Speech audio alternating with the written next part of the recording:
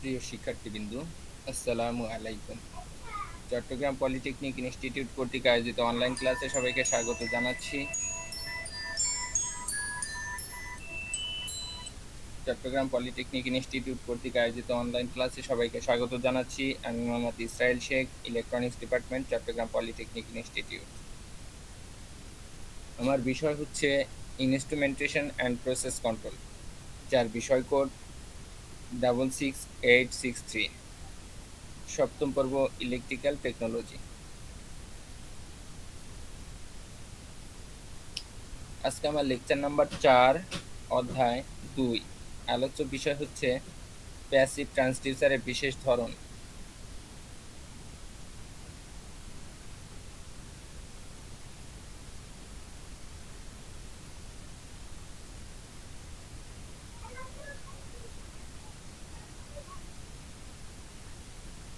আমাদের আজকের প্রথম আলোচ্য বিষয় হচ্ছে স্টেন গেজ।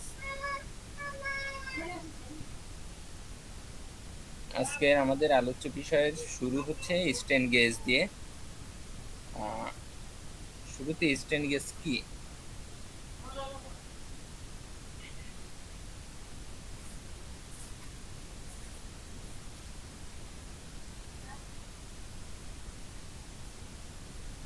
যাতে রেজিস্ট্যান্সের উপর সরাসরি পীড়ন বা স্ট্রেস প্রয়োগ করা হয়, উহা সাধারণভাবে পীড়ন এবং সরণ স্ট্রেস অ্যান্ড ডিসপ্লেসমেন্ট ইনস্ট্রুমেন্টের ক্ষেত্রে বেশি ব্যবহার করা হয়।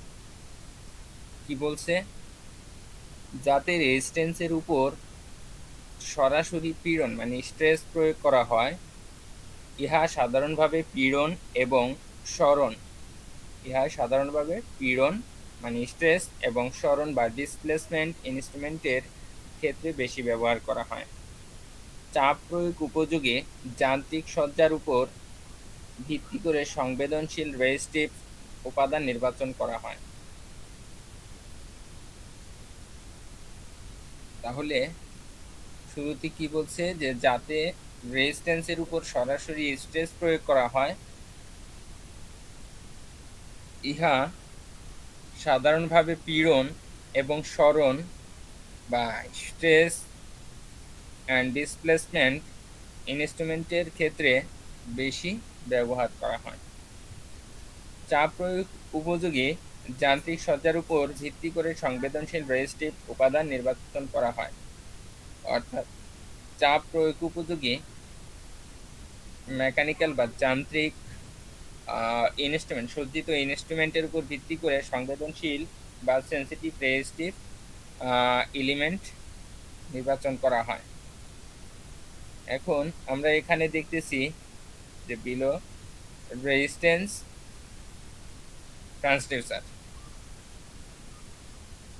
এখানে আমরা একটা রেজিস্ট্যান্স প্রেসার ট্রান্সডিউসার দেখতেছি। যদি আমরা এটার দিকে তাকাই, তাহলে এখানে আছে বিলোস, এখানে আছে resistance lead resistance leads to external bridge circuit. এরপরে আছে বিলোস মুভমেন্ট কাপল টু মুভেবল রেজিস্ট্যান্স কন্ট্যাক্ট। এর সাথে এখানে আছে স্প্রিং, আছে রেজিস্ট্যান্স কন্ট্যাক্ট। তাহলে আমরা এখানে দেখতেছি আমাদের চিত্র অনুযায়ী এখানে প্রেসার দেওয়ার একটা জায়গা আছে, যেখান থেকে আমরা প্রেসার দিব। এখানে আছে বিলোস, এখানে আছে স্লাইডার, এখানে আছে স্লাইড ওয়্যার, এখানে আছে স্প্রিং, এখানে আছে লিড ওয়্যারস। আমরা যদি একটু পাশের চিত্রে তাকাই, তাহলে পাশের চিত্রে কি দেখতেছি, এখানে প্রেসার ইনলেটের একটা জায়গা আছে, যেখান থেকে আমরা প্রেসার ইনলেট করতে পারি বা প্রেসার ইন করতে পারি। যদি আমরা দেখি,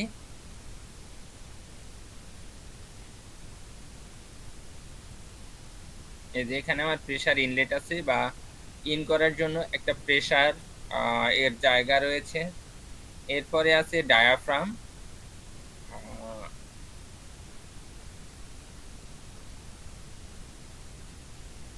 ডায়াফ্রামের পরে আছে স্প্রিং, এই যে ক্যালিব্রেটেড স্প্রিং, এই যে স্প্রিং। ডায়াফ্রামটা আমার এখানে যে বিলোস আছে, সরি স্প্রিং আছে, স্প্রিং এর উপরে, এই স্প্রিং এর উপরে এখানে আমার ডায়াফ্রামটা থাকবে, ডায়াফ্রাম থাকবে স্প্রিং এর উপরে। এরপরে আছে আমার স্প্রিং, স্প্রিং এর পরে আছে resistance leads to external bridge circuit, অর্থাৎ এক্সটার্নাল ব্রিজ সার্কিটে যে লিড বা রেজিস্ট্যান্স দরকার।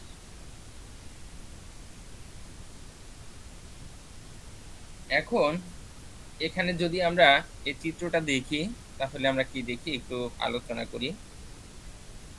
এখানে আমরা যে দুইটা পদ্ধতি দেখতেছি, এই দুইটা পদ্ধতি বা উভয় পদ্ধতিতে চাপের ফলে রেজিস্টিভ উপাদানের পরিবর্তন ঘটে। অর্থাৎ আমরা জানি যে এটা এমন একটা পদার্থ যার উপরে চাপ প্রয়োগ করলে এর রেজিস্ট্যান্সে পরিবর্তন ঘটে। আমরা এর আগেও পড়েছি যে স্ট্রেন গেজের ক্ষেত্রে যে এর উপরে যখন প্রেসার ক্রিয়েট করা হয়, চাপ প্রয়োগ করা হয়, তখন এর রেজিস্ট্যান্সের পরিবর্তন ঘটে।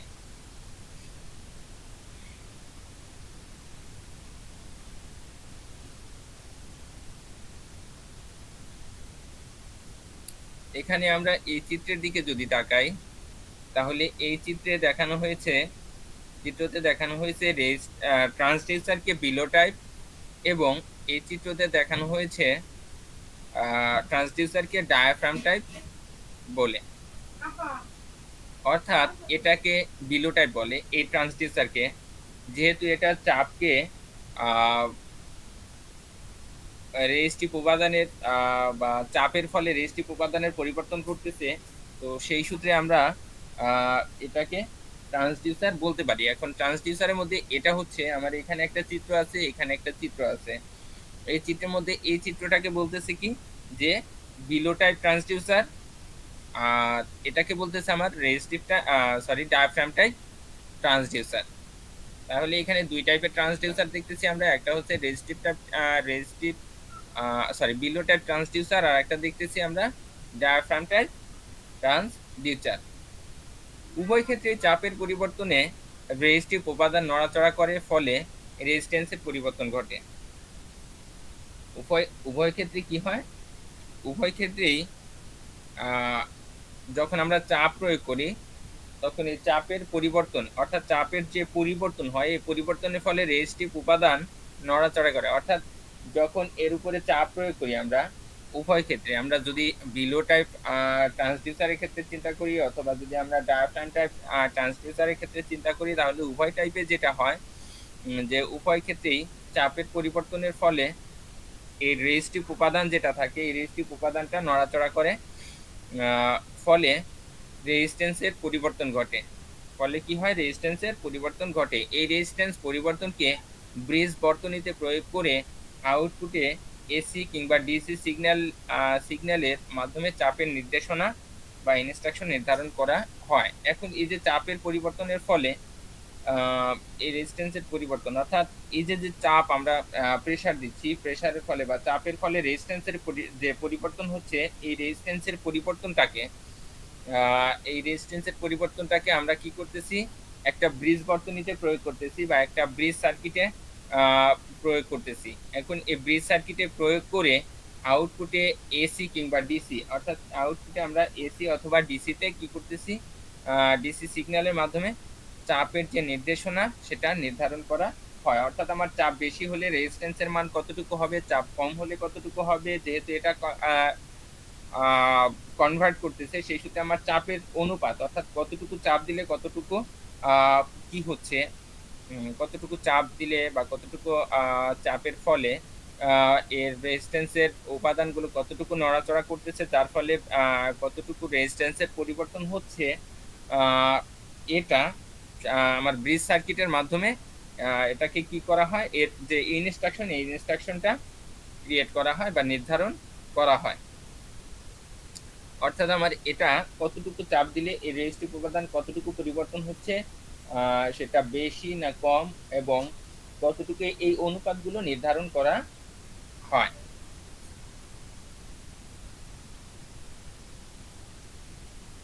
এখন রেজিস্টিভ পজিশন ট্রান্সডিউসার।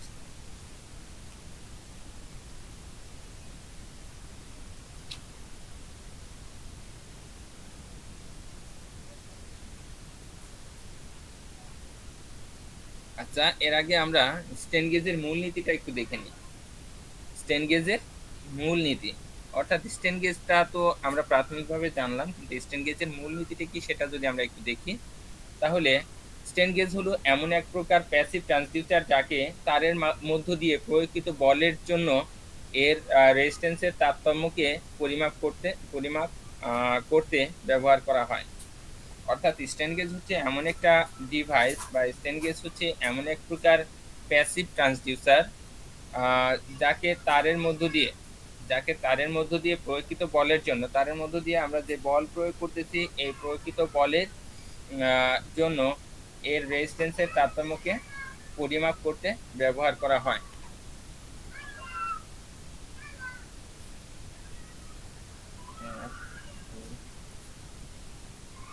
এখানটা পাইনি, ভালো তো বুঝে না।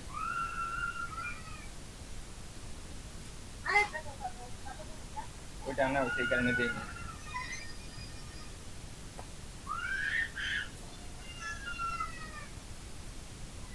স্ট্রেন গেজের মূলনীতিতে আমরা যেটা দেখতেছি যে স্ট্রেন গেজ হলো এমন এক প্রকার প্যাসিভ ট্রান্সডিউসার যাকে তারের মধ্য দিয়ে প্রয়োগকৃত বলের জন্য এর রেজিস্ট্যান্সের তারতম্যকে পরিমাপ করতে ব্যবহার করা হয়। একে ওজন, চাপ এবং মেকানিক্যাল ফোর্স অথবা বল অথবা বিচ্যুতি পরিমাপ করার জন্য ডিটেক্টর হিসেবে ব্যবহার করা হয়। অর্থাৎ এর মধ্য দিয়ে আমরা তারের মধ্য দিয়ে যে প্রয়োগকৃত বলের জন্য এর রেজিস্ট্যান্সের যে তারতম্য হচ্ছে এটা পরিমাপ করার জন্য ব্যবহার করা হয়। অর্থাৎ স্ট্রেন গেজ এমন একটা ডিভাইস বা এমন একটা ট্রান্সডিউসার যাকে তারের মধ্য দিয়ে যখন কোনো ফোর্স অ্যাপ্লাই করা হয় তখন এর রেজিস্ট্যান্সের কতটুকু তারতম্য হয় বা কতটুকু পার্থক্য হয় বা কতটুকু ডিফারেন্স হয় এটাকে পরিমাপ করার জন্য ব্যবহার করা হয়। এখন একে ওজন, চাপ এবং মেকানিক্যাল ফোর্স বা মেকানিক্যাল বল বা বিচ্যুতি ইত্যাদি পরিমাপ করার জন্য ডিটেক্টর হিসেবেও ব্যবহার করা হয়।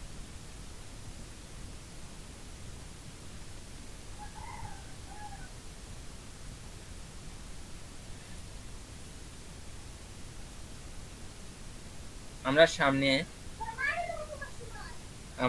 সামনে একটি বন্ডেড স্ট্রেন গেজ দেখব।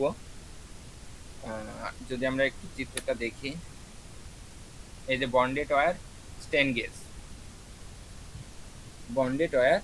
স্ট্রেন গেজটা দেখব।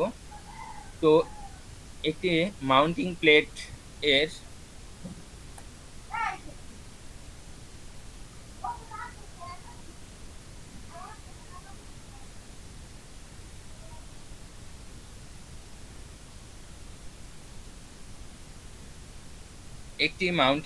এর অগ্র এবং পশ্চাতে লুপ গঠন করে একে গঠন করা হয়েছে যা বিকৃতিকে পরিমাপ করে। অর্থাৎ একটি মাউন্টিং প্লেটের অগ্র এবং পশ্চাৎ, একটি মাউন্টিং প্লেট, আমরা যদি মাউন্টিং প্লেটটাকে দেখি,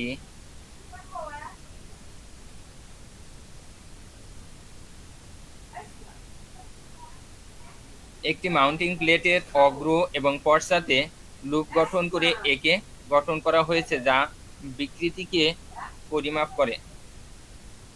অর্থাৎ এটা পশ্চাতে, অগ্রভাগে এবং পশ্চাতে লুপ গঠন করে একে গঠন করা হয়েছে যা বিকৃতিকে পরিমাপ করে। একটি প্রসারণযোগ্য স্ট্রেস প্রয়োগ করে তারটি প্রসারিত করা হয়, ফলে তারের দৈর্ঘ্য বৃদ্ধি পায় এবং ক্রস সেকশনাল এরিয়া হ্রাস পায়। ফলে কি বলছে যে একটি প্রসারণযোগ্য স্ট্রেস প্রয়োগ করে তারটি প্রসারিত করা হয়, ফলে তারের দৈর্ঘ্য বৃদ্ধি পায় এবং ক্রস সেকশনাল এরিয়া হ্রাস পায়। স্ট্রেন গেজ মূলত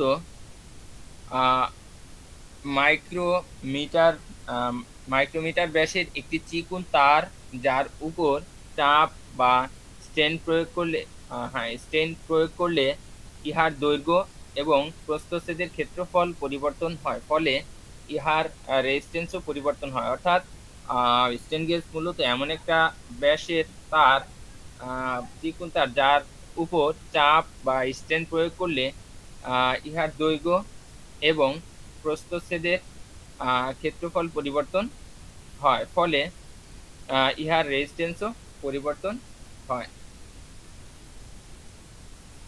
যদি এখন আমরা একটু ক্যালকুলেশনের দিকে যাই, যে ধরি চিকন তারের দৈর্ঘ্য হচ্ছে এল, চিকন তারের দৈর্ঘ্য এল, তারের প্রস্থচ্ছেদের ক্ষেত্রফল হচ্ছে এ, তারের প্রস্থচ্ছেদের ক্ষেত্রফল যদি এ হয়, তাহলে তারের রেজিস্টিভিটি বা স্পেসিফিক রেজিস্ট্যান্স হবে পাই।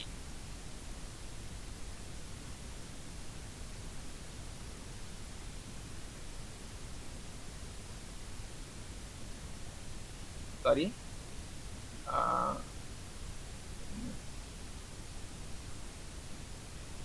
এটা স্পেসিফিক রেজিস্ট্যান্স, তারের রেজিস্টিভিটি, এটা হচ্ছে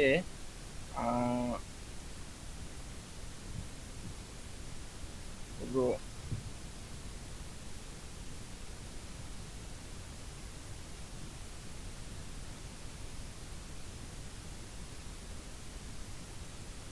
সরি, আমি একটু সময় নিচ্ছি।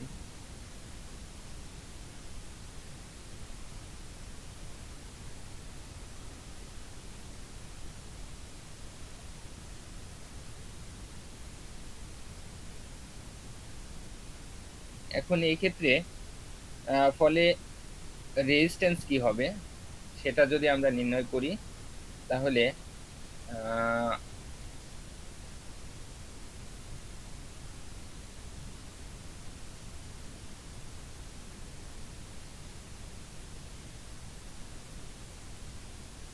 তাহলে আমরা কি দেখব,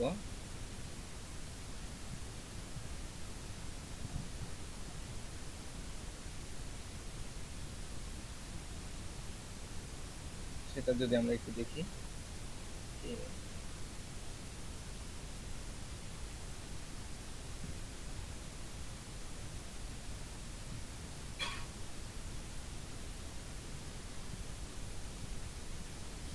এই যে এখানে আমরা যে চিত্রে দেখতেছি, এখানে আমাদের বন্ডেড ওয়্যার স্ট্রেন গেজ আছে, এরপরে কি আছে, রোসে রোসেটি গেজ, বিভিন্ন ধরনের আমাদের যে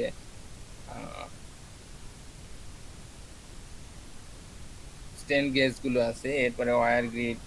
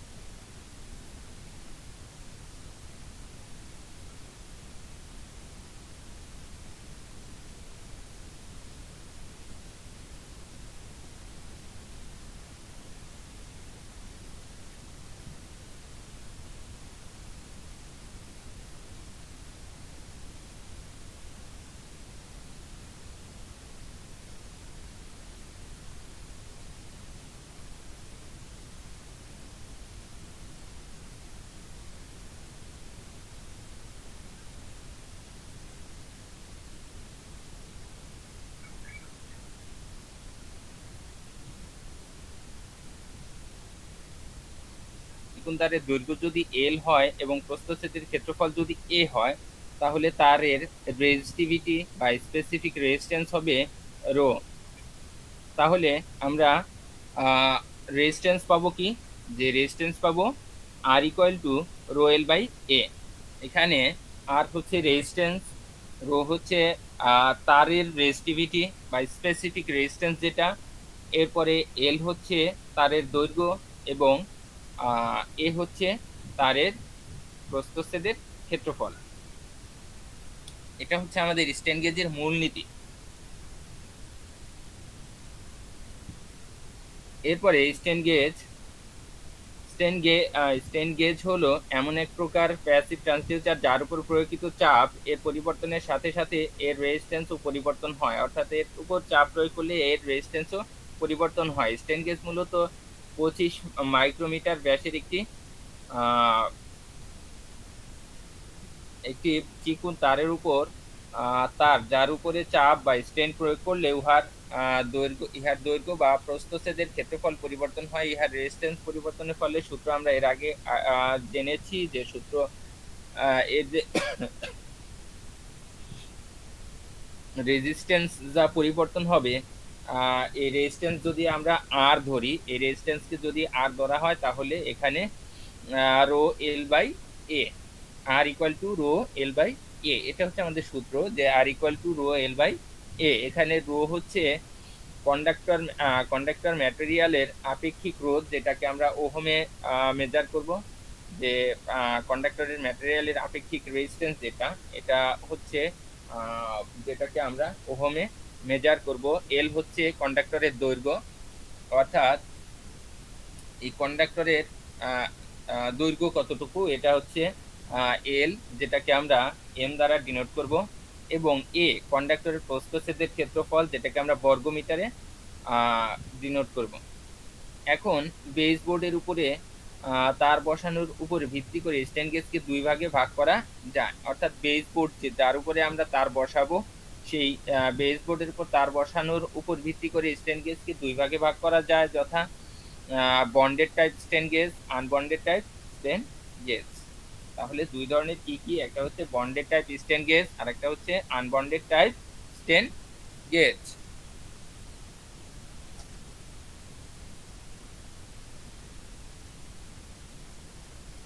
এখন বন্ডেড টাইপ স্ট্যান্ড গেজকে আবার চার ভাগে ভাগ করা যায়।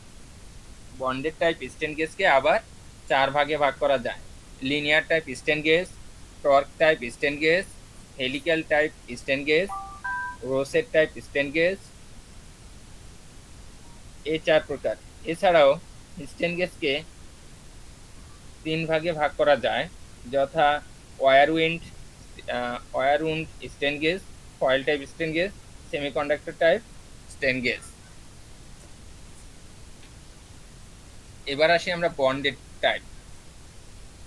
টাইপ স্ট্যান্ড গেজ এর আলোচনা, বা বন্ডেড টাইপ রেজিস্ট্যান্স স্ট্যান্ড গেজের গঠন এবং কার্যপ্রণালীর বর্ণনা।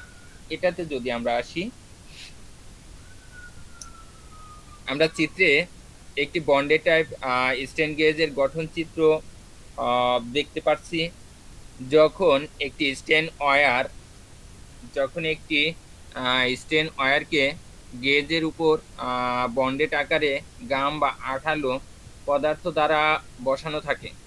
কি বলছে, যখন একটি স্টেন ওয়্যারকে গেজের উপরে, যখন একটি স্টেন ওয়্যারকে গেজের উপর বন্ডেড আকারে গাম বা আঠালো পদার্থ দ্বারা বসানো থাকে, তখন তাকে বন্ডেড টাইপ স্ট্যান্ড গেজ বলে। এক্ষেত্রে একটি বেসবোর্ডে বা ক্যারিয়ার এর উপর 25 মাইক্রোমিটারের চেয়ে কম ব্যাস বিশিষ্ট এক টুকরা রেজিস্টিভ পদার্থকে গাম দ্বারা বেসবোর্ডের উপর লাগানো হয়েছে। কি বলছে, এক্ষেত্রে একটি বেসবোর্ডে বা ক্যারিয়ারের উপর, আমরা এই যে বেসবোর্ডটা দেখতে পারতেছি, এখানে দেখা যাচ্ছে বেসবোর্ড। এই বেসবোর্ডের উপরে 25 মাইক্রোমিটারের চেয়ে কম ব্যাস বিশিষ্ট এক টুকরা রেজিস্টিভ পদার্থকে গাম দ্বারা বেসবোর্ডের উপরে লাগানো হয়েছে। বেসবোর্ডটি পাতলা পেপার শিট টেফলন পদার্থের হয়ে থাকে। বেসবোর্ডটা কিসের তৈরি হয়ে থাকবে? বেসবোর্ডটা পাতলা পেপার শিট টেফলন পদার্থের হয়ে থাকে। বিভিন্ন প্রকার বন্ডেড টাইপ স্ট্যান্ড গেজের চিত্র আমরা অলরেডি দেখতেছি। বিভিন্ন প্রকার বন্ডেড টাইপ স্ট্যান্ড গেজের চিত্র আমরা অলরেডি দেখতেছি। এর মধ্যে আছে bonded wire strain gauge, rosette gauge, এরপরে আছে টর্ক গেজ, এরপরে আছে হেলিক্যাল গেজ। এখন চাপ প্রয়োগ করার জন্য এবং পরিবর্তিত রেজিস্ট্যান্স পরিমাপ করার জন্য তারের দুই প্রান্তে দুটি কানেক্টিং লিড সংযোগ করা হয়। কি বলছে, চাপ প্রয়োগ করার জন্য এবং পরিবর্তিত রেজিস্ট্যান্স পরিমাপ করার জন্য তারের দুই প্রান্তে দুটি কানেক্টিং লিড সংযোগ করা হয়। লিড দুটি পরিবাহী পদার্থের এবং ইহা এমন টান হতে হবে যাতে উহার উপর চাপ প্রয়োগ করলেও বেঁকে না যায়। অর্থাৎ এই পদার্থ দুটি কিসের, লিড দুটি কিসের হইতে হবে?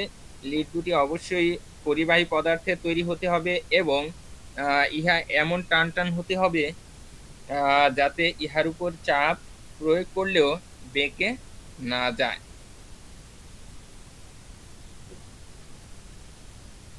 ইহা যেন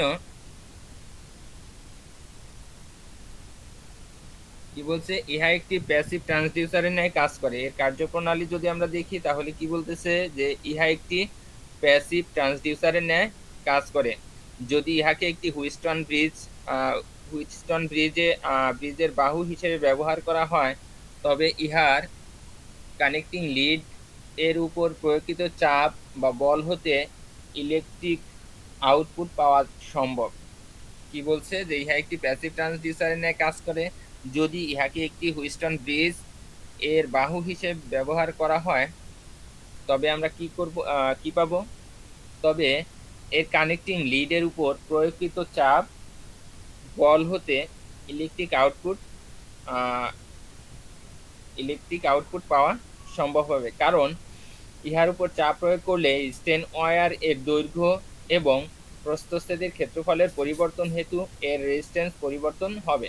অর্থাৎ যদি এর উপরে চাপ প্রয়োগ চাপ বল হতে অর্থাৎ প্রকৃত চাপ বল হতে অর্থাৎ এর উপরে যখন চাপ বা বল প্রয়োগ করা হবে তখন এর উপরে এর থেকে একটা ইলেকট্রিক আউটপুট পাওয়া যাবে। কি ধরনের ইলেকট্রিক আউটপুট পাওয়া যাবে? এর উপরে যখন চাপ প্রয়োগ করা হবে তখন এই স্টেন ওয়্যারের দৈর্ঘ্য এবং প্রস্থচ্ছেদের ক্ষেত্রফলের পরিবর্তন হবে, কারণ আমরা এর আগেই এই শর্তটা জেনে এসেছি যে এর উপরে যখন চাপ প্রয়োগ করা হয় বা বল প্রয়োগ করা হয় তখন এর দৈর্ঘ্য এবং প্রস্থচ্ছেদের ক্ষেত্রফলের পরিবর্তন ঘটে এবং এর উপরে দৈর্ঘ্য এবং প্রস্থচ্ছেদের ক্ষেত্রফলের যে পরিবর্তন হচ্ছে এই পরিবর্তনের ফলে এর রেজিস্ট্যান্সেরও পরিবর্তন হয়। আর যেহেতু এর রেজিস্ট্যান্সের পরিবর্তন হওয়ার ফলে অবশ্যই আমার ইলেকট্রিক কানেক্টিভিটি বা কন্ডাক্টিভিটি এর পরিবর্তন ঘটবে, ফলে আমরা ইলেকট্রিক আউটপুট পাব। এর ফলে কি হবে? এর রেজিস্ট্যান্সের যখন এর প্রস্থচ্ছেদের ক্ষেত্রফল এবং দৈর্ঘ্যের পরিবর্তন হবে তখন যেহেতু এর রেজিস্ট্যান্সেরও পরিবর্তন হবে, এর রেজিস্ট্যান্সের পরিবর্তন হওয়ার ফলে কি হবে? ব্রিজটি আনব্যালেন্স হয়ে একটি ইলেকট্রিক্যাল আউটপুট তৈরি করবে। অর্থাৎ ব্রিজটি নর্মালি যদি প্রাথমিক অবস্থায় আমরা চিন্তা করি যে প্রাথমিক অবস্থায় এটা একটা ব্যালেন্স ব্রিজ ছিল, তো যেহেতু এর এর রেজিস্ট্যান্সের পরিবর্তন হচ্ছে, তো সেই সূত্রে এই রেজিস্ট্যান্সের পরিবর্তন হওয়ার ফলে এর ব্রিজটি কি হবে? আনব্যালেন্স অবস্থা তৈরি হবে এবং এই আনব্যালেন্স অবস্থা তৈরি হওয়ার ফলে একটা ইলেকট্রিক্যাল আউটপুট তৈরি হবে। অতএব ইহার সাহায্যে চাপ বা বলকে ইলেকট্রিক্যাল সিগন্যালে পরিণত করা যাবে এবং পরোক্ষভাবে তা পরিমাপ কার্য সম্পন্ন করা যাবে। অতএব ইহার উপরে ইহার সাহায্যে চাপ বা বলকে কি ইলেকট্রিক্যাল সিগন্যালে পরিণত করা যাবে এবং পরোক্ষভাবে তা পরিমাপও করা যাবে।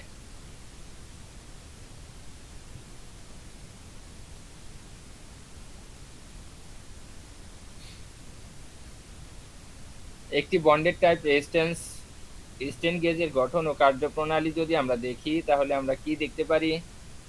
নিচের চিত্রে বা আমরা যে চিত্রটা দেখতে পারতেছি এই চিত্রে একটি বন্ডেড টাইপ স্ট্রেন গেজের গঠন চিত্র অঙ্কন করা হয়েছে।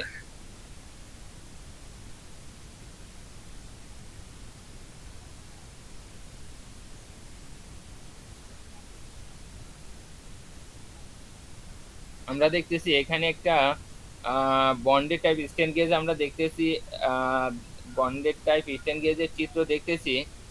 যখন একটি স্ট্রেন ওয়্যারকে গেজের উপরে বন্ডেড আকারে গাম বা আঠালো পদার্থ দ্বারা বসানো থাকে, অর্থাৎ যখন আমরা এর স্ট্রেন ওয়্যারকে যখন আমরা স্টেন ওয়্যারকে কি করব,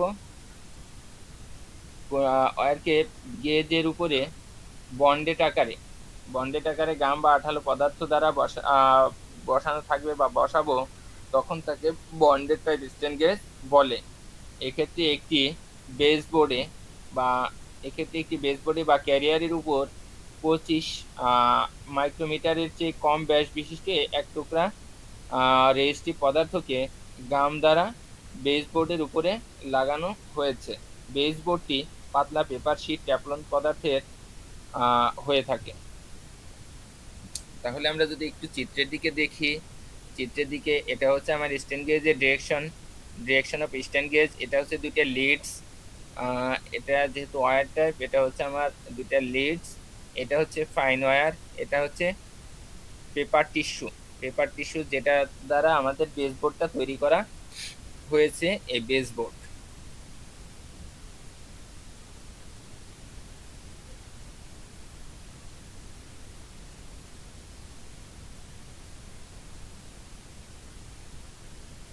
পদ্ধতিতে রেজিস্ট্যান্স পরিমাপ করার জন্য তারের দুই প্রান্তে দুটি কানেক্টিং লিড সংযোগ করা হয়েছে। কিসের জন্য? যে চাপ প্রয়োগ করার জন্য এবং পরিবর্তিত রেজিস্ট্যান্স পরিমাপ করার জন্য তারের দুই প্রান্তে দুটি কানেক্টিং লিড সংযোগ করা হয়েছে। কানেক্টিং লিড হচ্ছে এ একটা এবং এ একটা, এই দুটো লিড সংযোগ করা হয়েছে। লিড দুটি পরিবাহী পদার্থের তৈরি। এই লিড দুটি অবশ্যই কন্ডাক্টিভ বা পরিবাহী পদার্থের তৈরি হতে হবে, কন্ডাক্টরের হতে হবে। ইহা এমন টান হতে হবে যাতে ইহার উপর চাপ প্রয়োগ করলেও বেঁকে যেন না যায়, অর্থাৎ এটা এমন টান হতে হবে যাতে এর উপরে চাপ প্রয়োগ করলেও বেঁকে না যায়। এখন আসি কার্যপ্রণালী।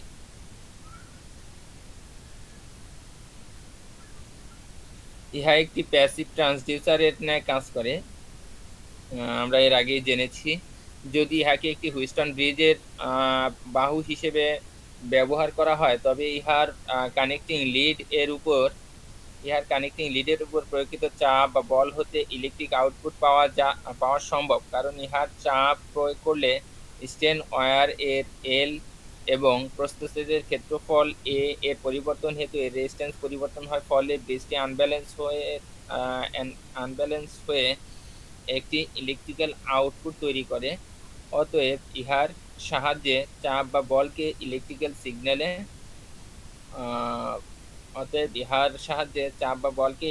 সিগন্যালে পরিণত করা যায় এবং পরোক্ষভাবে তা পরিমাপও করা যায়। এখন যদি আমরা একটু চিত্রের দিকে তাকাই, তাহলে চিত্রে আমরা কি দেখতে পাচ্ছি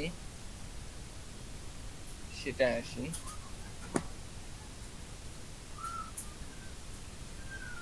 যদি এখানে এটা হচ্ছে আমার একটা সাপ্লাই ইলেকট্রিসিটি, যেখান থেকে আমরা সাপ্লাই দিচ্ছি, যদি এটাকে আমরা চিন্তা করি একটা ব্রিজ হিসেবে,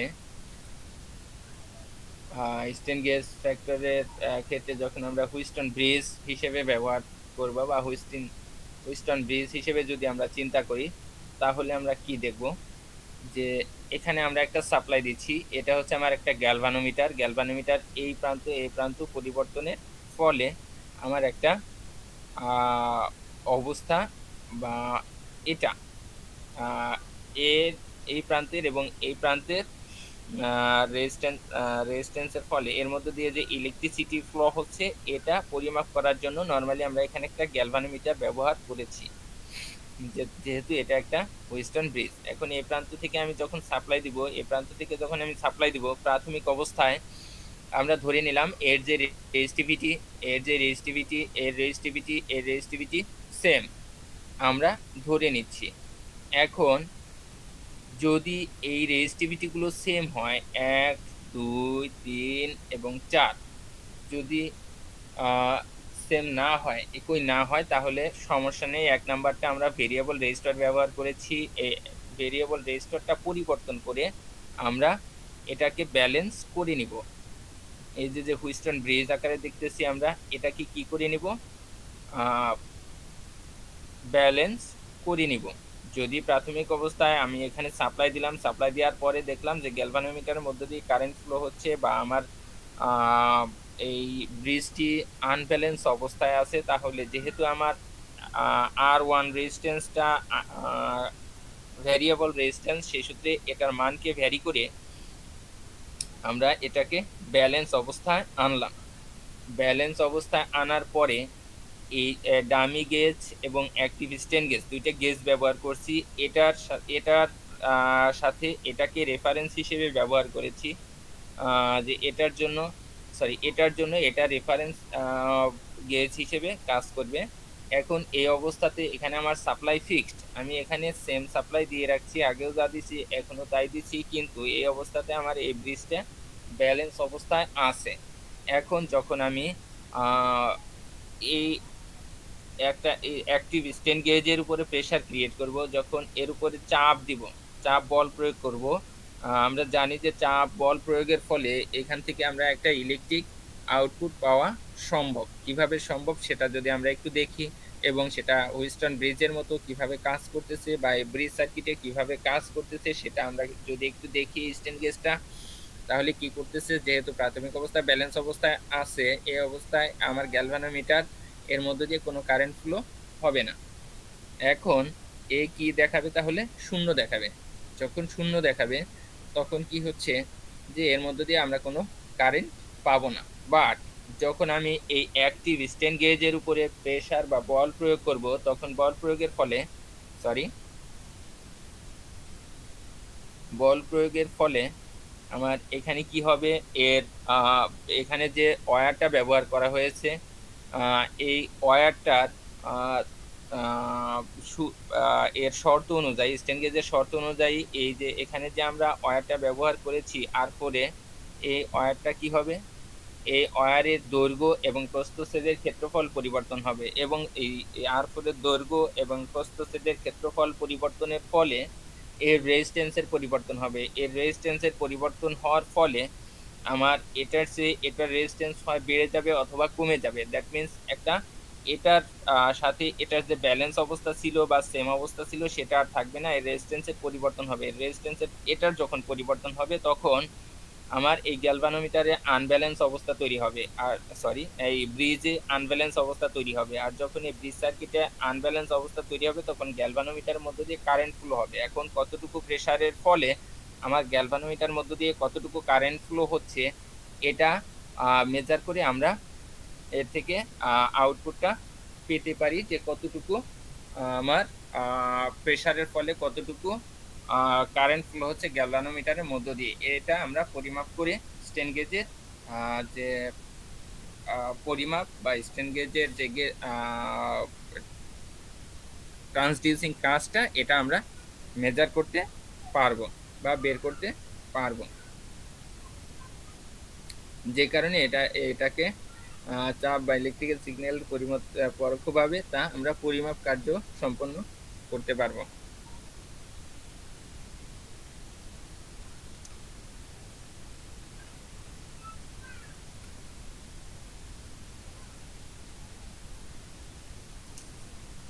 এখন যদি আসি আমরা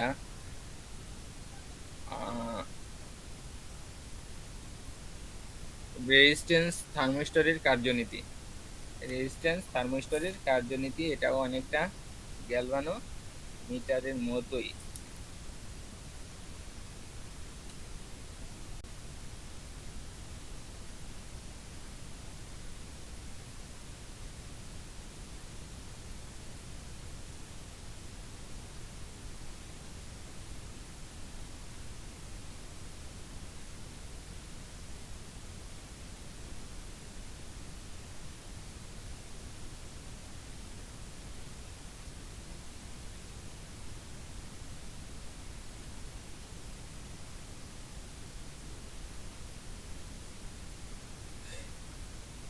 প্রিয় শিক্ষার্থীবৃন্দু, আসসালামু আলাইকুম। চট্টগ্রাম পলিটেকনিক ইনস্টিটিউট কর্তৃক আয়োজিত অনলাইন ক্লাসে সবাইকে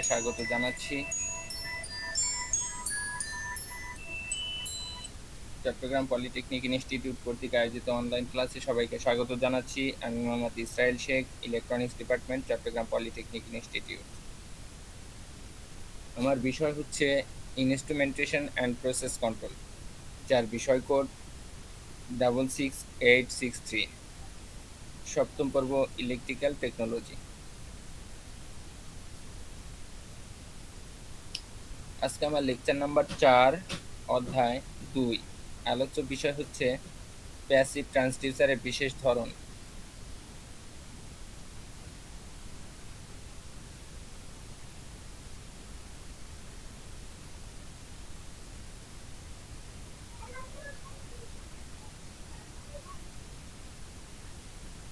আমাদের আজকের প্রথম আলোচ্য বিষয় হচ্ছে স্ট্রেন গেজ। আজকের আমাদের আলোচ্য বিষয়ের শুরু হচ্ছে স্ট্রেন গেজ দিয়ে। শুরুতে স্ট্রেন গেজ কি?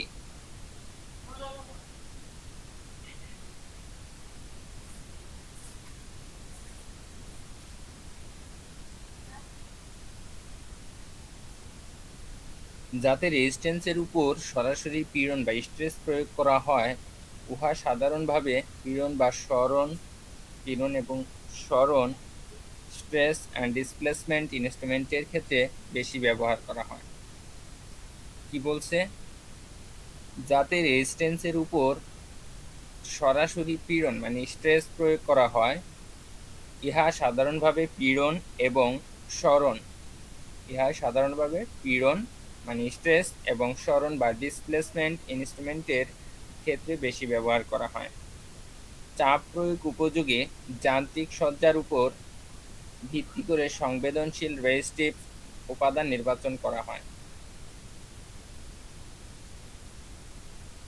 তাহলে শুরুতে কি বলছে, যে যাতে রেজিস্ট্যান্সের উপর সরাসরি স্ট্রেস প্রয়োগ করা হয়, ইহা সাধারণভাবে পীড়ন এবং সরণ বা স্ট্রেস অ্যান্ড ডিসপ্লেসমেন্ট ইনস্ট্রুমেন্টের ক্ষেত্রে বেশি ব্যবহার করা হয়। চাপ প্রয়োগ উপযোগী যান্ত্রিক সজ্জার উপর ভিত্তি করে সংবেদনশীল রেজিস্টিভ উপাদান নির্বাচন করা হয়। অর্থাৎ চাপ প্রয়োগ উপযোগী মেকানিক্যাল বা যান্ত্রিক সজ্জিত ইনস্ট্রুমেন্টের উপর ভিত্তি করে সংবেদনশীল বা সেন্সিটিভ রেজিস্টিভ এলিমেন্ট নির্বাচন করা হয়। এখন আমরা এখানে দেখতেছি যে বিলো রেজিস্ট্যান্স ট্রান্সডিউসার। এখানে আমরা একটা রেজিস্ট্যান্স প্রেসার ট্রান্সডিউসার দেখতেছি। যদি আমরা এটার দিকে তাকাই, তাহলে এখানে আছে বিলোস, এখানে আছে resistance leads to external bridge circuit. এরপরে আছে বিলোস মুভমেন্ট কাপল টু মুভেবল রেজিস্ট্যান্স কন্ট্যাক্ট।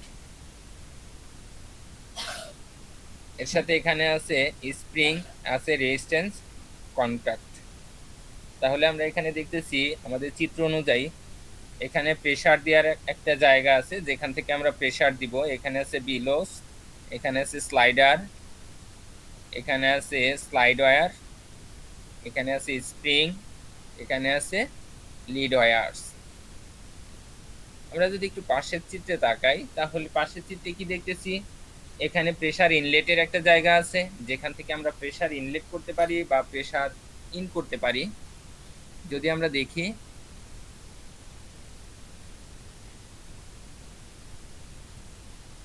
এই যে এখানে আমার প্রেসার ইনলেট আছে বা ইন করার জন্য একটা প্রেসার এর জায়গা রয়েছে।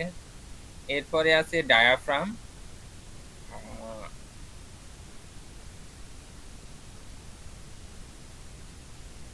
ডায়াফ্রামের পরে আছে স্প্রিং, এই যে ক্যালিব্রেটেড স্প্রিং, এই যে স্প্রিং। ডায়াফ্রামটা আমার এখানে যে বিলোস আছে, স্প্রিং আছে, স্প্রিং এর উপরে, এই স্প্রিং এর উপরে এখানে আমার ডায়াফ্রামটা থাকবে। ডায়াফ্রাম থাকবে স্প্রিং এর উপরে।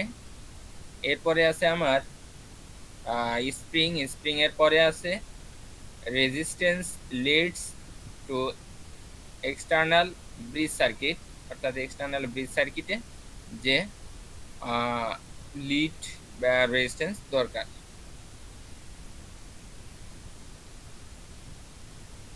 এখন এখানে যদি আমরা এই চিত্রটা দেখি তাহলে আমরা কি দেখি একটু আলোচনা করি। এখানে আমরা যে দুইটা পদ্ধতি দেখতেছি, এই দুইটা পদ্ধতি বা উভয় পদ্ধতিতে চাপের ফলে রেজিস্টিভ উপাদানের পরিবর্তন ঘটে। অর্থাৎ আমরা জানি যে এটা এমন একটা পদার্থ যার উপরে চাপ প্রয়োগ করলে এর রেজিস্ট্যান্সে পরিবর্তন ঘটে। আমরা এর আগেও পড়েছি যে স্ট্রেন গেজের ক্ষেত্রে যে এর উপরে যখন প্রেসার ক্রিয়েট করা হয়, চাপ প্রয়োগ করা হয়, তখন এর রেজিস্ট্যান্সের পরিবর্তন ঘটে।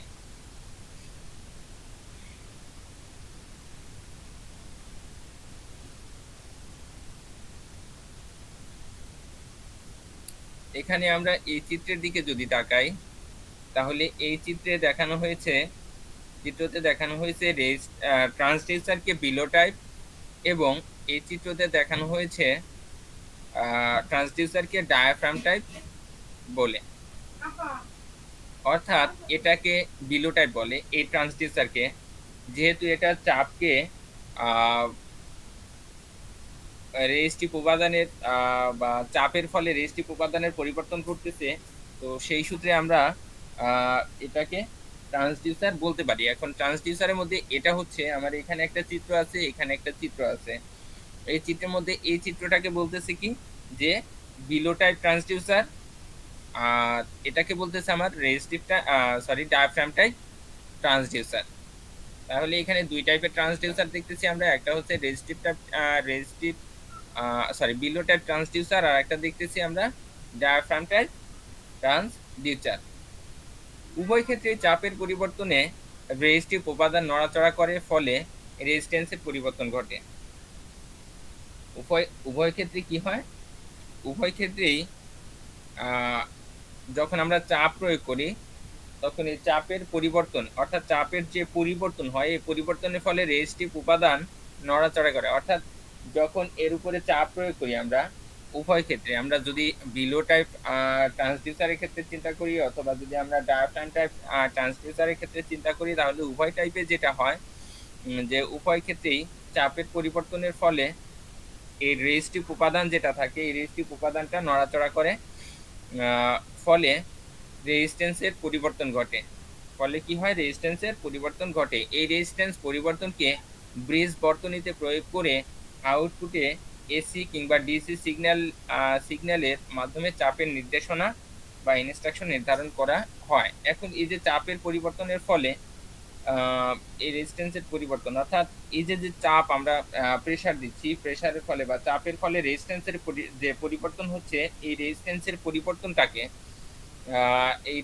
পরিবর্তনটাকে আমরা কি করতেছি? একটা ব্রিজ বর্তনীতে প্রয়োগ করতেছি বা একটা ব্রিজ সার্কিটে প্রয়োগ করতেছি।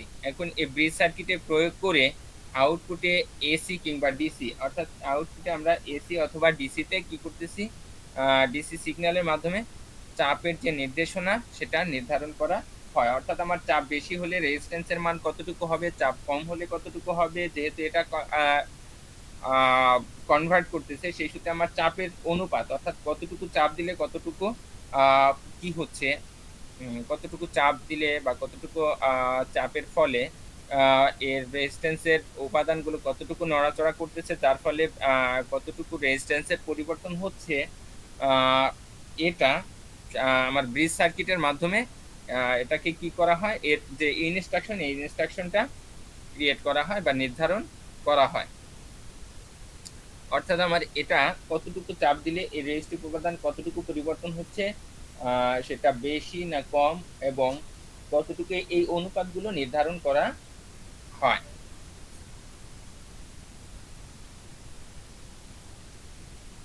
এখন রেজিস্টিভ পজিশন ট্রান্সডিউসার।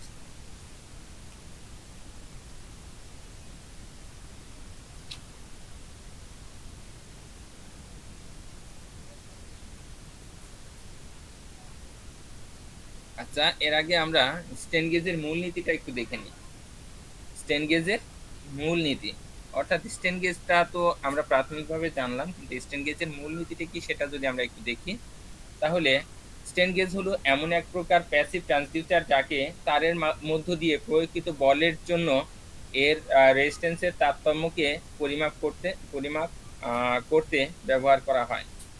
অর্থাৎ স্ট্রেন গেজ হচ্ছে এমন একটা ডিভাইস বা স্ট্রেন গেজ হচ্ছে এমন এক প্রকার প্যাসিভ ট্রান্সডিউসার যাকে তারের মধ্য দিয়ে প্রয়োগকৃত বলের জন্য তারের মধ্য দিয়ে আমরা যে বল প্রয়োগ করতেছি এই প্রয়োগকৃত বলের জন্য এর রেজিস্ট্যান্সের তারতম্যকে পরিমাপ করতে ব্যবহার করা হয়।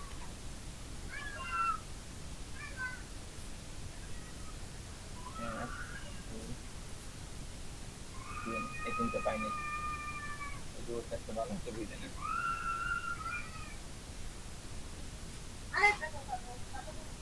ওইটা না সেই কারণে দিই।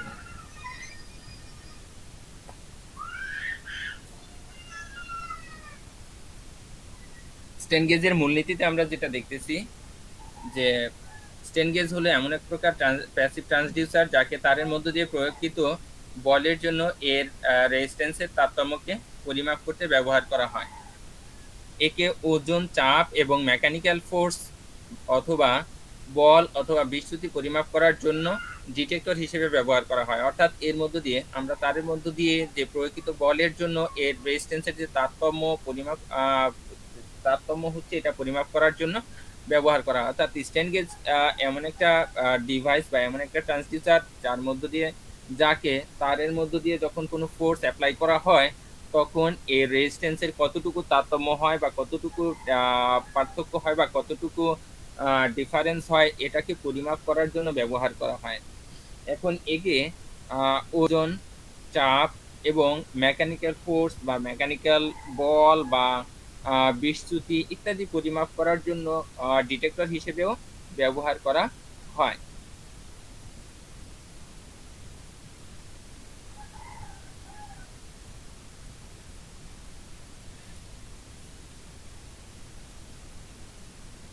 আমরা সামনে একটি বন্ডেড স্ট্রেন গেজ দেখব। যদি আমরা একটু চিত্রটা দেখি, এই যে বন্ডেড ওয়্যার স্ট্রেন গেজটা দেখব। তো একটি মাউন্টিং প্লেট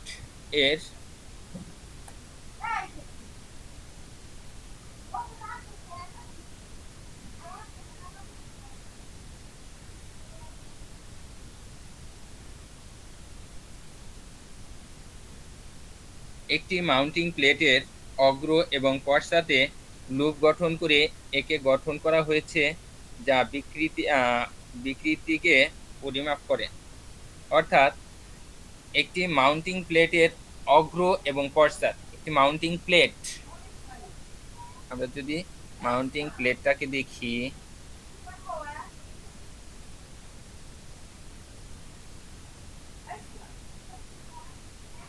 একটি মাউন্টিং প্লেটের অগ্র এবং পশ্চাতে লুপ গঠন করে একে গঠন করা হয়েছে যা বিকৃতিকে পরিমাপ করে। অর্থাৎ এটা পশ্চাতে, অগ্রভাগে এবং পশ্চাতে লুপ গঠন করে একে গঠন করা হয়েছে যা বিকৃতিকে পরিমাপ করে। একটি প্রসারণযোগ্য স্ট্রেস প্রয়োগ করে তারটি প্রসারিত করা হয়, ফলে তারের দৈর্ঘ্য বৃদ্ধি পায় এবং ক্রস সেকশনাল এরিয়া হ্রাস পায়। ফলে কি বলছে যে একটি প্রসারণযোগ্য স্ট্রেস প্রয়োগ করে তারটি প্রসারিত করা হয়, ফলে তারের দৈর্ঘ্য বৃদ্ধি পায় এবং ক্রস সেকশনাল এরিয়া হ্রাস পায়। স্ট্রেন গেজ মূলত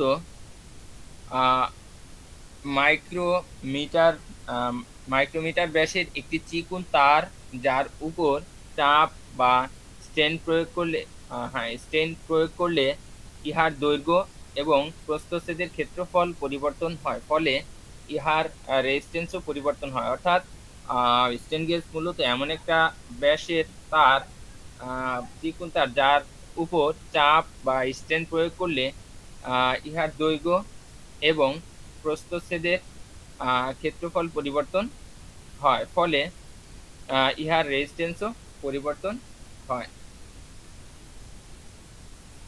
যদি এখন আমরা একটু ক্যালকুলেশনের দিকে যাই, যে ধরি চিকন তারের দৈর্ঘ্য হচ্ছে এল, চিকন তারের দৈর্ঘ্য এল, তারের প্রস্থচ্ছেদের ক্ষেত্রফল হচ্ছে এ, তারের প্রস্থচ্ছেদের ক্ষেত্রফল যদি এ হয়, তাহলে তারের রেজিস্টিভিটি বা স্পেসিফিক রেজিস্ট্যান্স হবে পাই।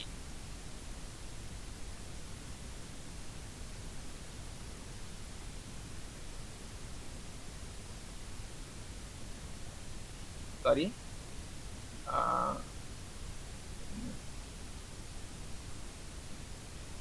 এটা স্পেসিফিক রেজিস্ট্যান্স, তারের রেজিস্টিভিটি, এটা হচ্ছে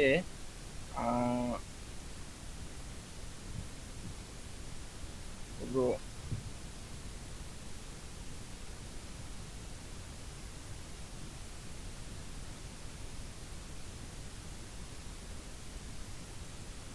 সরি, আমি একটু সময় নিচ্ছি।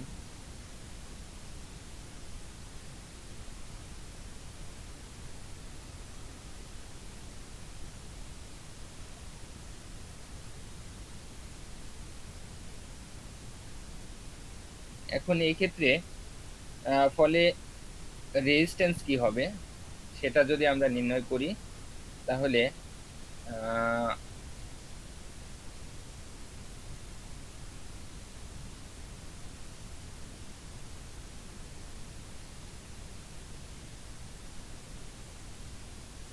তাহলে আমরা কি দেখব,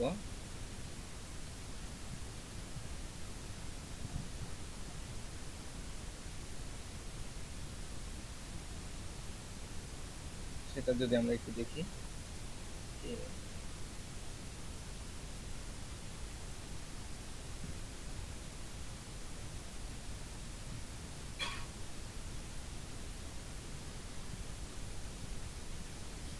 এই যে এখানে আমরা যে চিত্রে দেখতেছি, এখানে আমাদের বন্ডেড ওয়্যার স্ট্রেন গেজ আছে, এরপরে কি আছে, রোসে রোসেটি গেজ, বিভিন্ন ধরনের আমাদের যে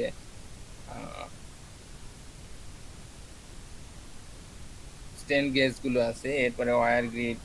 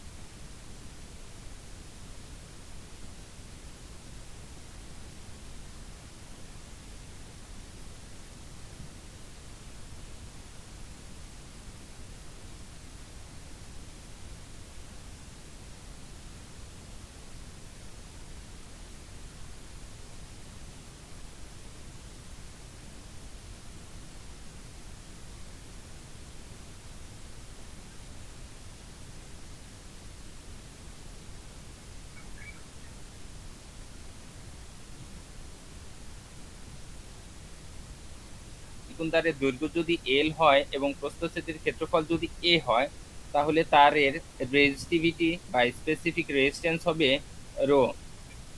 তাহলে আমরা রেজিস্ট্যান্স পাবো কি, যে রেজিস্ট্যান্স পাবো R equal to rho L by A. এখানে আর হচ্ছে রেজিস্ট্যান্স, রো হচ্ছে তারের রেজিস্টিভিটি বা স্পেসিফিক রেজিস্ট্যান্স যেটা, এরপরে এল হচ্ছে তারের দৈর্ঘ্য, এবং এ হচ্ছে তারের প্রস্থচ্ছেদের ক্ষেত্রফল। এটা হচ্ছে আমাদের স্ট্রেন গেজের মূলনীতি। এরপরে স্ট্রেন গেজ হলো এমন এক প্রকার প্যাসিভ ট্রান্সডিউসার যার উপর প্রয়োগিত চাপ এর পরিবর্তনের সাথে সাথে এর রেজিস্ট্যান্সও পরিবর্তন হয়, অর্থাৎ এর উপর চাপ প্রয়োগ করলে এর রেজিস্ট্যান্সও পরিবর্তন হয়। স্ট্রেন গেজ মূলত 25 মাইক্রোমিটার ব্যাসের একটি চিকন তারের উপর তার, যার উপরে চাপ বা স্ট্রেন প্রয়োগ করলে ইহার দৈর্ঘ্য বা প্রস্থচ্ছেদের ক্ষেত্রফল পরিবর্তন হয়। ইহার রেজিস্ট্যান্স পরিবর্তনের ফলে সূত্র আমরা এর আগে জেনেছি, যে সূত্র এর যে রেজিস্ট্যান্স যা পরিবর্তন হবে, এই রেজিস্ট্যান্স যদি আমরা আর ধরি, এই রেজিস্ট্যান্সকে যদি আর ধরা হয় তাহলে এখানে rho L by A, R equal to rho L by A, এটা হচ্ছে আমাদের সূত্র যে R equal to rho L by A. এখানে রো হচ্ছে কন্ডাক্টর ম্যাটেরিয়ালের আপেক্ষিক রোধ, যেটাকে আমরা ওহমে মেজার করব। যে কন্ডাক্টরের ম্যাটেরিয়ালের আপেক্ষিক রেজিস্ট্যান্স যেটা, এটা হচ্ছে যেটাকে আমরা ওহমে মেজার করব। এল হচ্ছে কন্ডাক্টরের দৈর্ঘ্য, অর্থাৎ এই কন্ডাক্টরের দৈর্ঘ্য কতটুকু, এটা হচ্ছে এল, যেটাকে আমরা এম দ্বারা ডিনোট করব। এবং এ কন্ডাক্টরের প্রস্থচ্ছেদের ক্ষেত্রফল, যেটাকে আমরা বর্গমিটারে ডিনোট করব। এখন বেসবোর্ডের উপরে তার বসানোর উপরে ভিত্তি করে স্ট্যান্ড গেজকে দুই ভাগে ভাগ করা যায়, অর্থাৎ বেসবোর্ড যার উপরে আমরা তার বসাবো, সেই বেসবোর্ডের উপর তার বসানোর উপর ভিত্তি করে স্ট্যান্ড গেজকে দুই ভাগে ভাগ করা যায়, যথা bonded type strain gauge, unbonded type strain gauge. তাহলে দুই ধরনের কি কি, একটা হচ্ছে বন্ডেড টাইপ স্ট্যান্ড গেজ আর একটা হচ্ছে unbonded type strain gauge.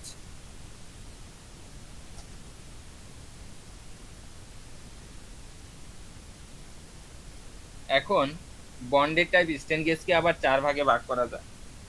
Bonded type strain গেজকে আবার চার ভাগে ভাগ করা যায়। Linear type strain gauge, torque type strain gauge, helical type strain gauge, রোসেট type strain gauge, এই চার প্রকার। এছাড়াও স্ট্যান্ড গেজকে তিন ভাগে ভাগ করা যায়, যথা wire wound strain gauge, foil type strain gauge, semiconductor type strain gauge. এবার আসি আমরা বন্ডেড টাইপ স্ট্যান্ড গেজ এর আলোচনা, বা বন্ডেড টাইপ রেজিস্ট্যান্স স্ট্যান্ড গেজের গঠন এবং কার্যপ্রণালীর বর্ণনা। এটাতে যদি আমরা আসি, আমরা চিত্রে একটি বন্ডেড টাইপ স্ট্যান্ড গেজের গঠন চিত্র দেখতে পাচ্ছি। যখন একটি স্টেন ওয়্যারকে গেজের উপর বন্ডেড আকারে গাম বা আঠালো পদার্থ দ্বারা বসানো থাকে। কি বলছে, যে যখন একটি স্টেন ওয়্যারকে গেজের উপরে, যখন একটি স্টেন ওয়্যারকে গেজের উপর বন্ডেড আকারে গাম বা আঠালো পদার্থ দ্বারা বসানো থাকে, তখন তাকে বন্ডেড টাইপ স্ট্যান্ড গেজ বলে। এক্ষেত্রে একটি বেসবোর্ডে বা ক্যারিয়ার এর উপর 25 মাইক্রোমিটারের চেয়ে কম ব্যাস বিশিষ্ট এক টুকরা রেজিস্টিভ পদার্থকে গাম দ্বারা বেসবোর্ডের উপর লাগানো হয়েছে। কি বলছে, এক্ষেত্রে একটি বেসবোর্ডে বা ক্যারিয়ারের উপর, আমরা এই যে বেসবোর্ডটা দেখতে পারতেছি, এখানে দেখা যাচ্ছে বেসবোর্ড।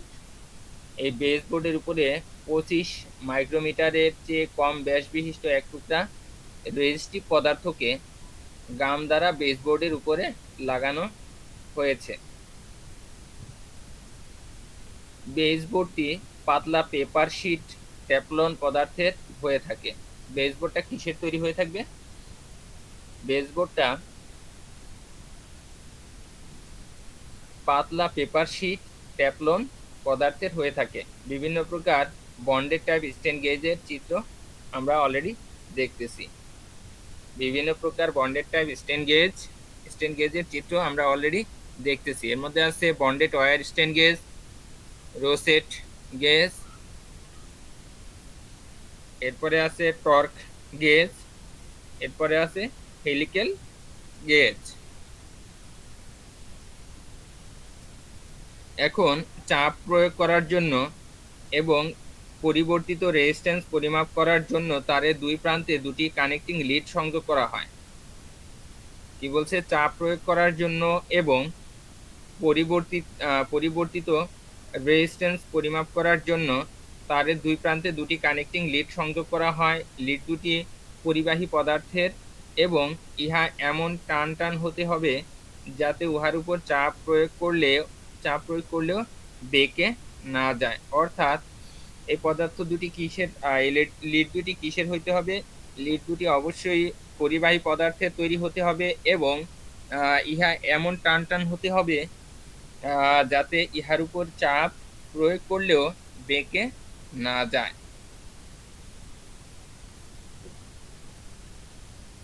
ইহা যেন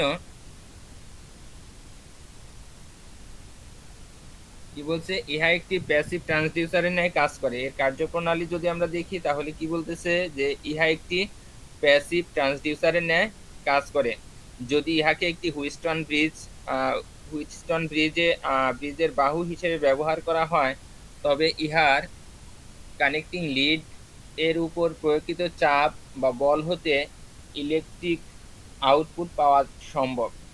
কি বলছে যে ইহা একটি প্যাসিভ ট্রান্সডিউসারের ন্যায় কাজ করে যদি ইহাকে একটি হুইটস্টোন ব্রিজ এর বাহু হিসেবে ব্যবহার করা হয় তবে আমরা কি করব, কি পাবো, তবে এর কানেক্টিং লিডের উপর প্রয়োগকৃত চাপ বল হতে ইলেকট্রিক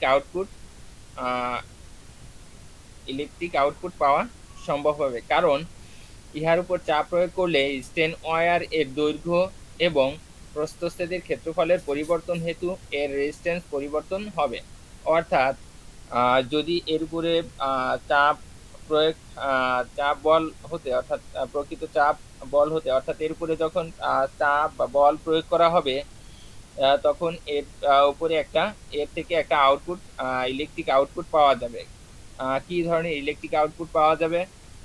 এর উপরে যখন চাপ প্রয়োগ করা হবে তখন এই স্টেন ওয়্যারের দৈর্ঘ্য এবং প্রস্থচ্ছেদের ক্ষেত্রফলের পরিবর্তন হবে, কারণ আমরা এর আগেই এই শর্তটা জেনে এসেছি যে এর উপরে যখন চাপ প্রয়োগ করা হয় বা বল প্রয়োগ করা হয় তখন এর দৈর্ঘ্য এবং প্রস্থচ্ছেদের ক্ষেত্রফলের পরিবর্তন ঘটে এবং এর উপরে দৈর্ঘ্য এবং প্রস্থচ্ছেদের ক্ষেত্রফলের যে পরিবর্তন হচ্ছে এই পরিবর্তনের ফলে এর রেজিস্ট্যান্সেরও পরিবর্তন হয়। আর যেহেতু এর রেজিস্ট্যান্সের পরিবর্তন হওয়ার ফলে অবশ্যই আমার ইলেকট্রিক কানেক্টিভিটি বা কন্ডাক্টিভিটি এর পরিবর্তন ঘটবে, ফলে আমরা ইলেকট্রিক আউটপুট পাবো। এর ফলে কি হবে, এর রেজিস্ট্যান্সের যখন এর প্রস্থচ্ছেদের ক্ষেত্রফল এবং দৈর্ঘ্যের পরিবর্তন হবে তখন যেহেতু এর রেজিস্ট্যান্সেরও পরিবর্তন হবে, এর রেজিস্ট্যান্সের পরিবর্তন হওয়ার ফলে কি হবে, ব্রিজটি আনব্যালেন্স হয়ে একটি ইলেকট্রিক্যাল আউটপুট তৈরি করবে। অর্থাৎ ব্রিজটি নর্মালি যদি প্রাথমিক অবস্থায় আমরা চিন্তা করি যে প্রাথমিক অবস্থায় এটা একটা ব্যালেন্স ব্রিজ ছিল, তো যেহেতু এর এর রেজিস্ট্যান্সের পরিবর্তন হচ্ছে, তো সেই সূত্রে এই রেজিস্ট্যান্সের পরিবর্তন হওয়ার ফলে এর ব্রিজটি কি হবে, আনব্যালেন্স অবস্থা তৈরি হবে এবং এই আনব্যালেন্স অবস্থা তৈরি হওয়ার ফলে একটা ইলেকট্রিক্যাল আউটপুট তৈরি হবে। অতএব ইহার সাহায্যে চাপ বা বলকে ইলেকট্রিক্যাল সিগন্যালে পরিণত করা যাবে এবং পরোক্ষভাবে তা পরিমাপ কার্য সম্পন্ন করা যাবে। অতএব ইহার উপরে ইহার সাহায্যে চাপ বা বলকে কি ইলেকট্রিক্যাল সিগন্যালে পরিণত করা যাবে এবং পরোক্ষভাবে তা পরিমাপও করা যাবে।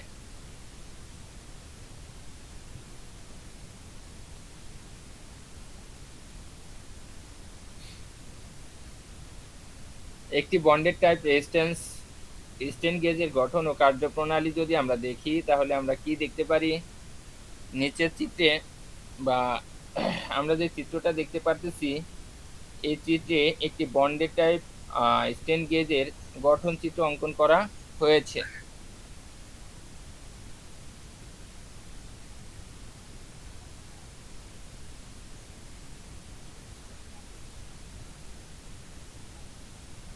আমরা দেখতেছি এখানে একটা বন্ডেড টাইপ স্টেন গেজ আমরা দেখতেছি, বন্ডেড টাইপ স্টেন গেজের চিত্র দেখতেছি।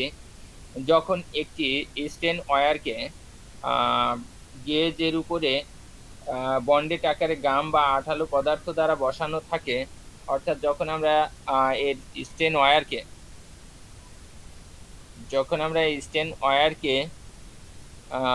কি করব, ওয়্যারকে গেজের উপরে বন্ডেড আকারে গাম বা আঠালো পদার্থ দ্বারা বসানো থাকবে বা বসাবো, তখন তাকে বন্ডেড পাইপ স্ট্রেন গেজ বলে। এক্ষেত্রে একটি বেসবোর্ডে বা বা ক্যারিয়ারের উপর 25 মাইক্রোমিটারের চেয়ে কম ব্যাস বিশিষ্ট এক টুকরা রেজিস্টিভ পদার্থকে গাম দ্বারা বেসবোর্ডের উপরে লাগানো হয়েছে। বেসবোর্ডটি পাতলা পেপার শিট ট্যাফলন পদার্থের হয়ে থাকে। তাহলে আমরা যদি একটু চিত্রের দিকে দেখি, চিত্রের দিকে এটা হচ্ছে আমার স্ট্রেন গেজের ডিরেকশন অফ স্ট্রেন গেজ। এটা হচ্ছে দুইটা লিডস, এটা যেহেতু ওয়্যার টাইপ, এটা হচ্ছে আমার দুইটা লিডস। এটা হচ্ছে ফাইন ওয়্যার, এটা হচ্ছে পেপার টিস্যু যেটা দ্বারা আমাদের বেসবোর্ডটা তৈরি করা হয়েছে। এই বেসবোর্ড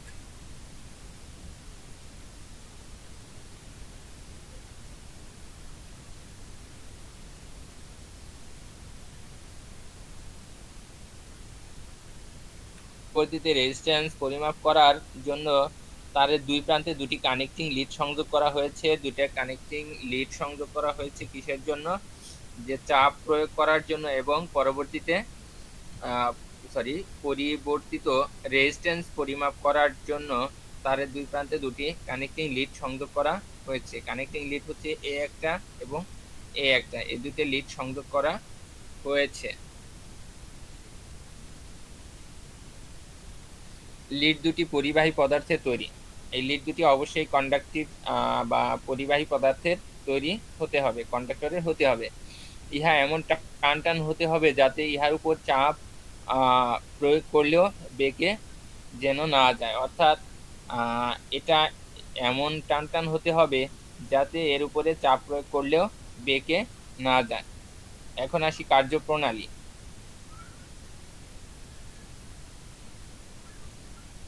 ইহা একটি প্যাসিভ ট্রান্সডিউসারের ন্যায় কাজ করে, আমরা এর আগেই জেনেছি।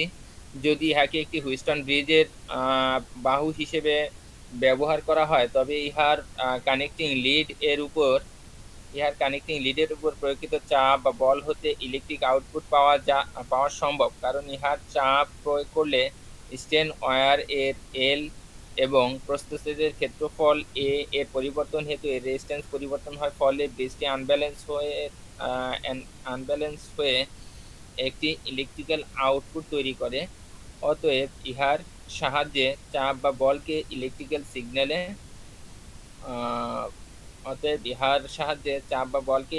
সিগন্যালে পরিণত করা যায় এবং পরোক্ষভাবে তা পরিমাপও করা যায়।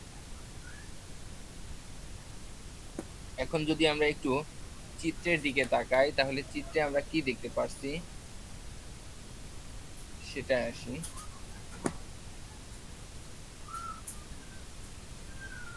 যদি এখানে এটা হচ্ছে আমার একটা সাপ্লাই ইলেকট্রিসিটি, যেখান থেকে আমরা সাপ্লাই দিচ্ছি, যদি এটাকে আমরা চিন্তা করি একটা ব্রিজ হিসেবে,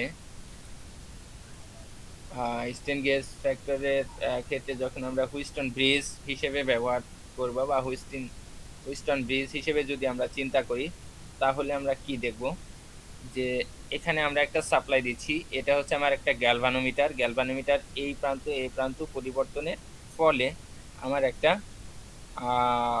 অবস্থা বা এটা এর এই প্রান্তের এবং এই প্রান্তের রেজিস্ট্যান্সের ফলে এর মধ্যে দিয়ে যে ইলেকট্রিসিটি ফ্লো হচ্ছে এটা পরিমাপ করার জন্য নর্মালি আমরা এখানে একটা গ্যালভানোমিটার ব্যবহার করেছি, যেহেতু এটা একটা হুইস্টন ব্রিজ। এখন এই প্রান্ত থেকে আমি যখন সাপ্লাই দিব প্রাথমিক অবস্থায় আমরা ধরে নিলাম এর যে রেজিস্টিভিটি সেম আমরা ধরে নিচ্ছি। এখন যদি এই রেজিস্টিভিটিগুলো সেম হয় 1, 2, 3 এবং 4, যদি সেম না হয়, একই না হয়, তাহলে সমস্যা নেই। 1 নাম্বারটা আমরা ভেরিয়েবল রেজিস্টার ব্যবহার করেছি। এই ভেরিয়েবল রেজিস্টারটা পরিবর্তন করে আমরা এটাকে ব্যালেন্স করে নিব।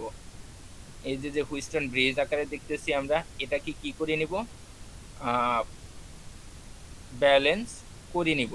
যদি প্রাথমিক অবস্থায় আমি এখানে সাপ্লাই দিলাম, সাপ্লাই দেওয়ার পরে দেখলাম যে গ্যালভানোমিটারের মধ্যে দিয়ে কারেন্ট ফ্লো হচ্ছে বা আমার এই ব্রিজটি আনব্যালেন্স অবস্থায় আছে, তাহলে যেহেতু আমার R1 রেজিস্ট্যান্সটা ভ্যারিয়েবল রেজিস্ট্যান্স, সেই সূত্রে এটার মানকে ভ্যারি করে আমরা এটাকে ব্যালেন্স অবস্থায় আনলাম। ব্যালেন্স অবস্থায় আনার পরে এই ডামি গেজ এবং অ্যাক্টিভ স্ট্রেন গেজ, দুইটা গেজ ব্যবহার করছি। এটার সাথে এটাকে রেফারেন্স হিসেবে ব্যবহার করেছি, যে এটার জন্য এটা রেফারেন্স গেজ হিসেবে কাজ করবে। এখন এই অবস্থাতে এখানে আমার সাপ্লাই ফিক্সড, আমি এখানে সেম সাপ্লাই দিয়ে রাখছি, আগেও যা দিছি এখনো তাই দিছি, কিন্তু এই অবস্থাতে আমার এই ব্রিজটা ব্যালেন্স অবস্থায় আছে। এখন যখন আমি এই একটা অ্যাক্টিভ স্ট্রেন গেজের উপরে প্রেসার ক্রিয়েট করব, যখন এর উপরে চাপ দিব, চাপ বল প্রয়োগ করব, আমরা জানি যে চাপ বল প্রয়োগের ফলে এখান থেকে আমরা একটা ইলেকট্রিক আউটপুট পাওয়া সম্ভব। কিভাবে সম্ভব সেটা যদি আমরা একটু দেখি, এবং সেটা হুইস্টন ব্রিজের মতো কিভাবে কাজ করতেছে বা এই ব্রিজ সার্কিটে কিভাবে কাজ করতেছে সেটা আমরা যদি একটু দেখি স্ট্রেন গেজটা, তাহলে কি করতেছে, যেহেতু প্রাথমিক অবস্থায় ব্যালেন্স অবস্থায় আছে, এই অবস্থায় আমার গ্যালভানোমিটার এর মধ্যে দিয়ে কোনো কারেন্ট ফ্লো হবে না। এখন এ কি দেখাবে, তাহলে শূন্য দেখাবে। যখন শূন্য দেখাবে তখন কি হচ্ছে, যে এর মধ্যে দিয়ে আমরা কোনো কারেন্ট পাবো না। বাট যখন আমি এই অ্যাক্টিভ স্ট্রেন গেজের উপরে প্রেসার বা বল প্রয়োগ করব, তখন বল প্রয়োগের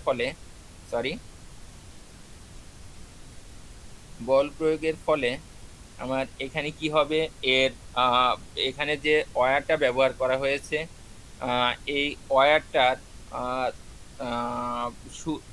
এর শর্ত অনুযায়ী, স্ট্রেন গেজের শর্ত অনুযায়ী, এই যে এখানে যে আমরা ওয়্যারটা ব্যবহার করেছি R4, এই ওয়্যারটা কি হবে, এই ওয়্যারের দৈর্ঘ্য এবং প্রস্থচ্ছেদের ক্ষেত্রফল পরিবর্তন হবে, এবং এই R4 এর দৈর্ঘ্য এবং প্রস্থচ্ছেদের ক্ষেত্রফল পরিবর্তনের ফলে এর রেজিস্ট্যান্সের পরিবর্তন হবে। এর রেজিস্ট্যান্সের পরিবর্তন হওয়ার ফলে আমার এটার রেজিস্ট্যান্স হয় বেড়ে যাবে অথবা কমে যাবে। দ্যাট মিনস এটার সাথে এটার যে ব্যালেন্স অবস্থা ছিল বা সেম অবস্থা ছিল সেটা আর থাকবে না, এর রেজিস্ট্যান্সের পরিবর্তন হবে। এটার যখন পরিবর্তন হবে তখন আমার এই গ্যালভানোমিটারে আনব্যালেন্স অবস্থা তৈরি হবে, আর এই ব্রিজে আনব্যালেন্স অবস্থা তৈরি হবে। আর যখন এই ব্রিজ সার্কিটে আনব্যালেন্স অবস্থা তৈরি হবে তখন গ্যালভানোমিটারের মধ্যে দিয়ে কারেন্ট ফ্লো হবে। এখন কতটুকু প্রেসারের ফলে আমার গ্যালভানোমিটার মধ্য দিয়ে কতটুকু কারেন্ট ফ্লো হচ্ছে, এটা মেজার করে আমরা এর থেকে আউটপুটটা পেতে পারি, যে কতটুকু আমার প্রেসারের ফলে কতটুকু কারেন্ট ফ্লো হচ্ছে গ্যালভানোমিটারের মধ্য দিয়ে। এটা আমরা পরিমাপ করে স্ট্রেন গেজের যে পরিমাপ বা স্ট্রেন গেজের যে ট্রান্সডিউসিং কাজটা, এটা আমরা মেজার করতে পারবো বা বের করতে পারবো, যে কারণে এটাকে চাপ বা ইলেকট্রিক্যাল সিগন্যাল পরোক্ষভাবে তা আমরা পরিমাপ কার্য সম্পন্ন করতে পারবো।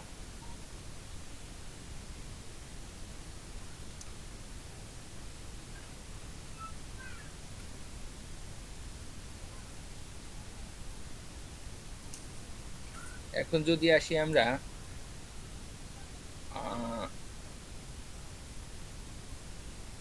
রেজিস্ট্যান্স থার্মিস্টরের কার্যনীতি। এটাও অনেকটা গ্যালভানোমিটারের মতোই।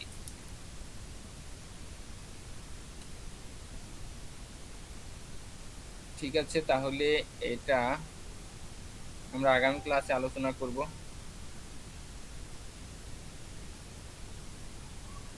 এটা তাহলে আমাদের আগামী ক্লাসে আলোচনা হবে।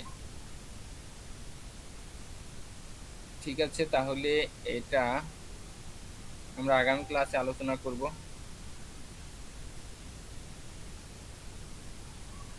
এটা তাহলে আমাদের আগামী ক্লাসে আলোচনা হবে।